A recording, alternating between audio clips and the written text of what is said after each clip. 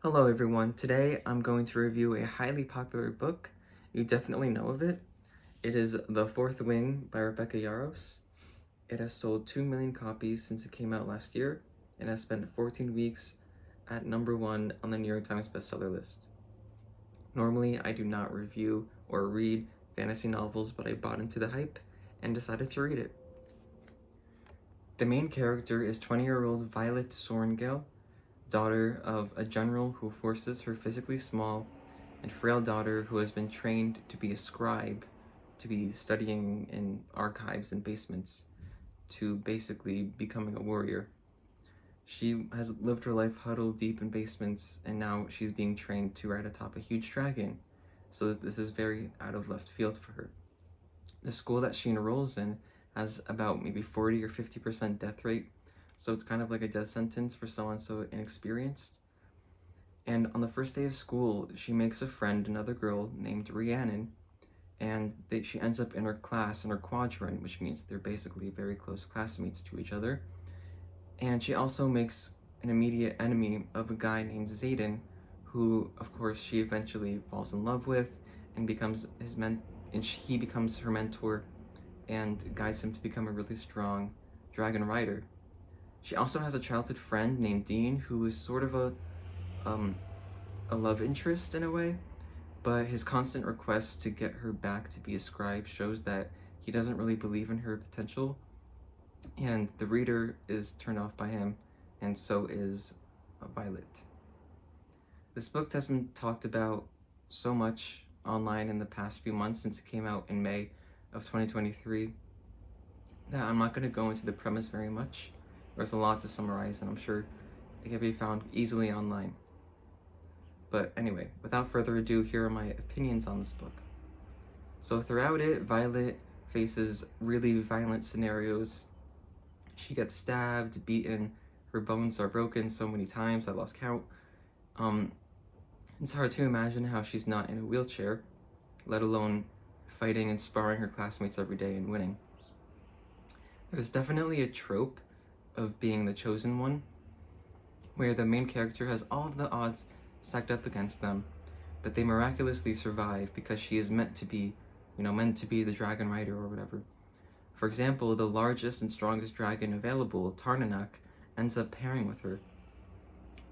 For explanation in this book, every student walks along a field and dragons stand by the side and they pick who they want or who they want to ignore or who they want to kill, with usually just burning them alive and turning them instantly into ash. If one dragon pairs with a human, though, they can hear each other's thoughts and communicate telepathically. Basically, it's like a debutante ball for dragons. The book is very sexual. It's definitely a romance. There's plenty of detailed and rough sex scenes between Violet and Zayden. A funny part that I found in one of the most memorable parts is that when the dragons have sex, the humans they are paired with will also feel aroused at the same time, and vice versa. So if dragons are mating, the humans will feel like they want to mate too. And they'll want to mate with the person who's paired with that other dragon. I just found this really funny and proof that this novel should be treated as purely entertainment and not very of much literary value. The book is also, like I mentioned, highly violent. On the first day of class, people have to walk on this parapet that's flanked by a 300-foot drop. And if they only have about a foot of stone, or maybe less, and they often fall, maybe like 20% of them, 30% of them fall to their death, and everyone's watching. And that's the first day of school.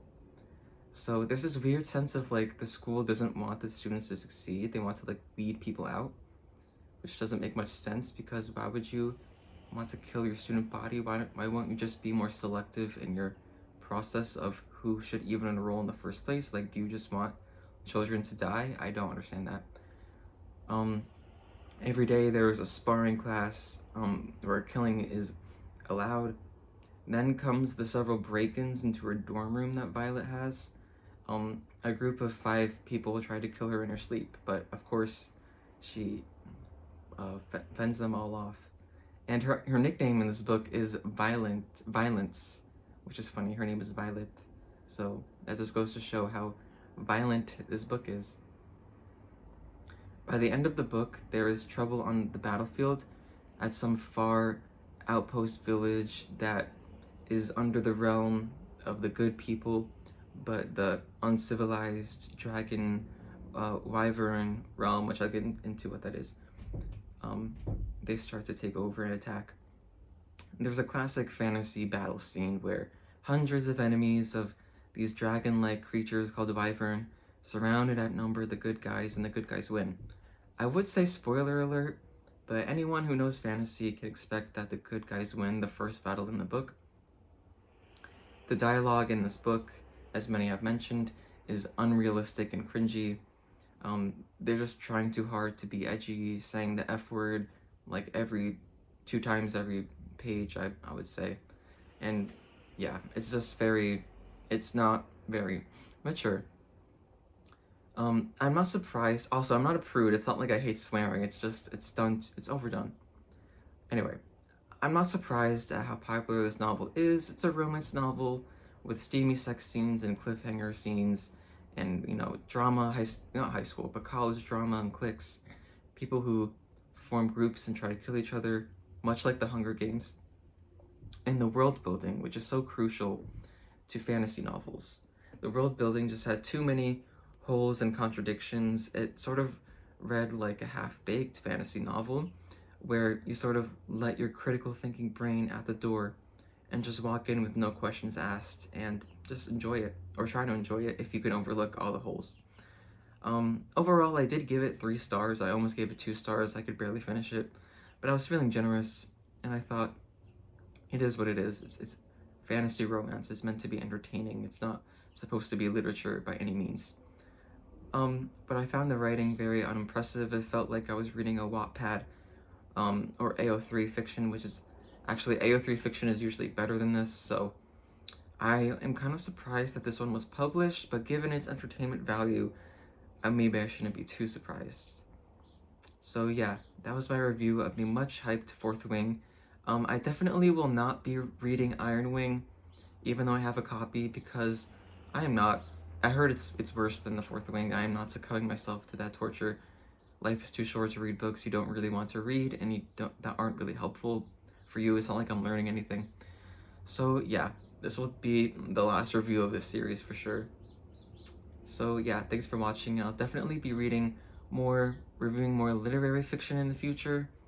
I don't just read pure entertainment or pure smut, as the past 2 videos may make you think I do, but it's hard to resist reading those, you guys know.